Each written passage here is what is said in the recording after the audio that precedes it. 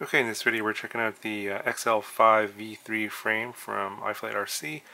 This is also available in a 6-inch and 7-inch versions. This is the explosion diagram.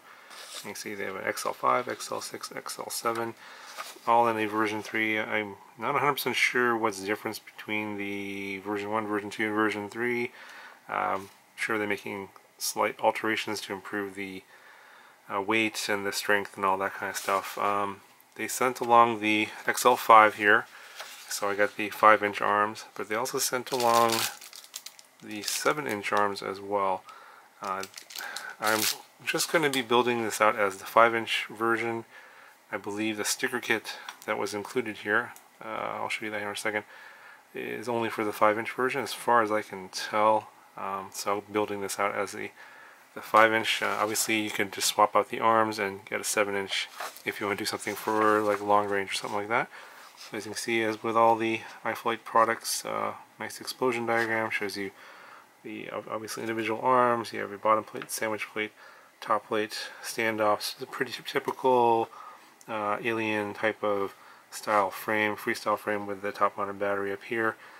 4mm arms. You have some 2mm sandwich plates, 2mm top. And all the screws and parts are all labeled and numbered. You can see I've already laid them out, organized them to start the build.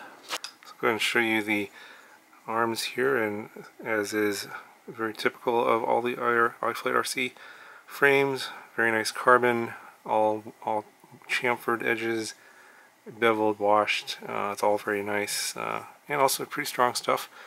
Very clean. It's probably, in terms of the fit and finish of all the frames out there, this is probably one of the best manufacturers out there. They even chamfered the top plate, although it can't really, it's hard to see in camera.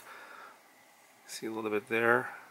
Top plate's been chamfered. I believe all of these plates have been chamfered. This is the bottom plate. Everything's been cleaned. And then these are the side plates for the camera. And this is the sandwich plate.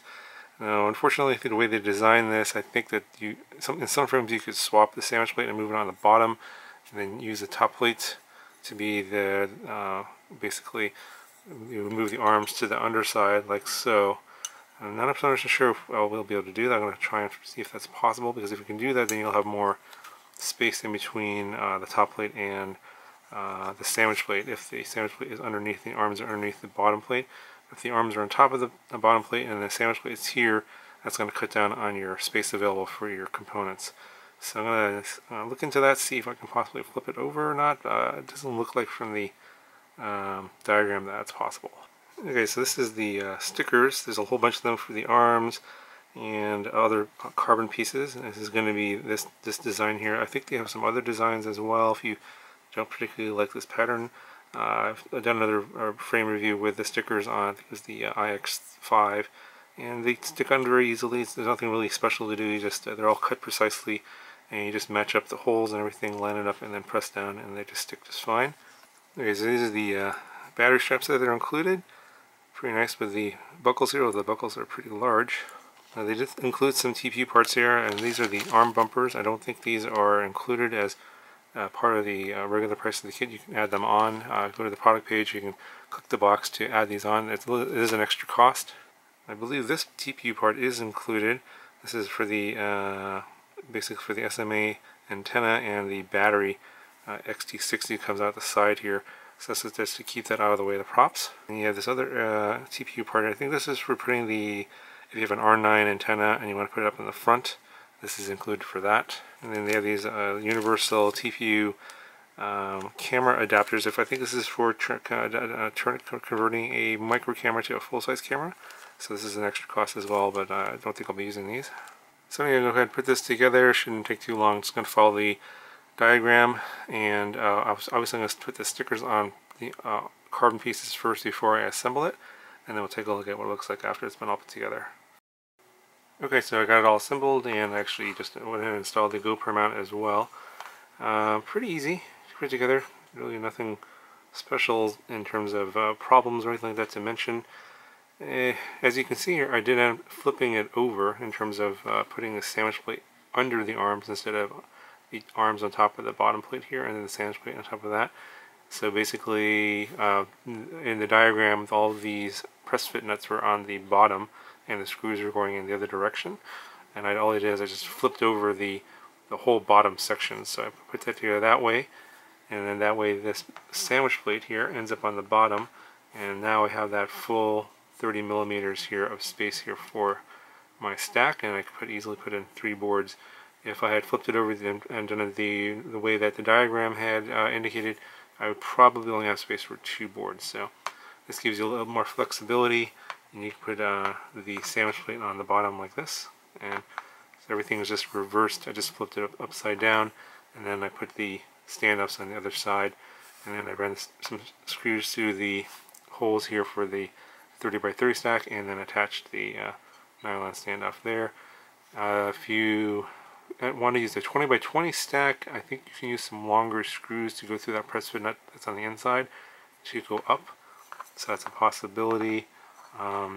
That's these countersunk screws here. So if you're going to go with a 20 by 20, you're probably going to have to acquire some longer M3 countersunk screws, or just longer M3 screws if you don't want to bother with the countersunk screws to go through that press fit nut and up, and then you can attach a standoff there so that you can do a 20 by 20 stack. But I'm just going to do a 30 by 30 stack. I'm not sure what I'm going to put in here. Probably transfer parts from one of those kits from GearBest that showed up, and just I'm not really interested in making those frames. This frame looks much more interesting. The stickers went on just fine. No real problems to mention. Everything is nicely precisely cut. I'm not so sure if I like the design so much. It's okay. It's colorful. It's different. It definitely will turn some heads for people that are normally used to just looking at black carbon frames. So if you like to personalize your frames and your builds, this is definitely one way to go. So yeah, this is nothing really much here in terms of innovation. It's just you got your stickers. You probably made some adjustments to make the frame a little bit lighter. I have the GoPro mount on here. It's typical, freestyle frame, top mounted battery. And let me go ahead and give you some measurements now. Okay, the motor distance comes in at about 242 millimeters.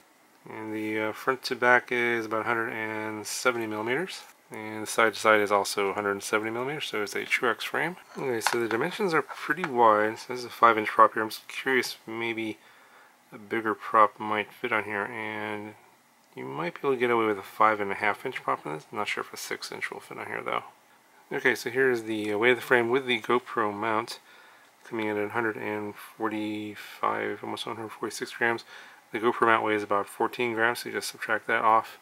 And then I forgot to put this little piece on here. This goes on the back like here, for your SMA adapter and video transmitter channel. And then this is also an XT60 connector holder. It's going to come off on the side over here, back here. I want to keep it away from the prop, so let's throw that on there and give you the final weight. That's coming in at about 150 grams. Okay, so that's going to do it for this review of the iFlight XL5 V3 frame. I know I have a bunch of frames that I've already reviewed and haven't built yet, and I have more coming.